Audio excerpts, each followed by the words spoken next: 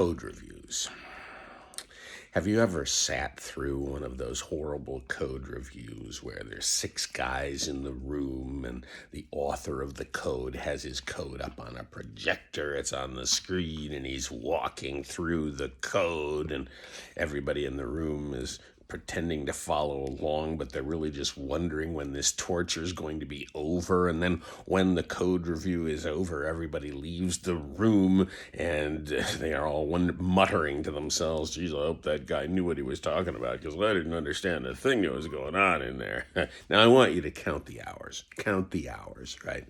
So let's say that the author spent 4 man-hours writing that code, and he had 6 guys in that room for an hour, so that's another 6 man-hours, and they weren't very useful man-hours, were there? So there's more time spent in the review than actually writing the code. Or there's another kind of code review, right, where the author sends out his code in an email, or maybe you've got some special tool or something, and you send it out to everybody, and they all look at the code, and then they send their email responses back, and the author looks at their email responses and thinks they're all nonsense and doesn't pay attention to any of them, and that's the end of the code review. And now count the hours, right? 4 hours to write the module, and then you send it out to 6 guys, and each of those guys spends an hour, sending their emails back, looking at the code, sending their emails back, saying, oh yeah, man, you didn't follow the naming standard, blah, blah, blah. Okay, fine. And then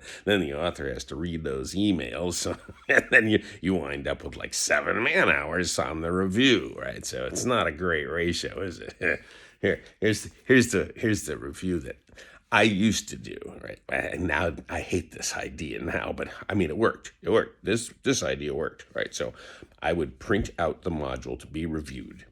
I would then select one reviewer. I would hand that reviewer the printout, a yellow marker, and a red pen. And they would hand that back to me later with the start time and stop time of their review written on the listing, every line of code highlighted in yellow, and all comments in red. And I would expect that the amount of time taken on that review was roughly the same as the amount of time spent writing that code. Now, that's like a 1-to-1 ratio, and you actually do get some results out of that, although it's a hideous way of working because nobody wants to be the reviewer. And you're sitting there looking at the code and going, whatever. Here's the way you should be reviewing code, right? Collaboratively.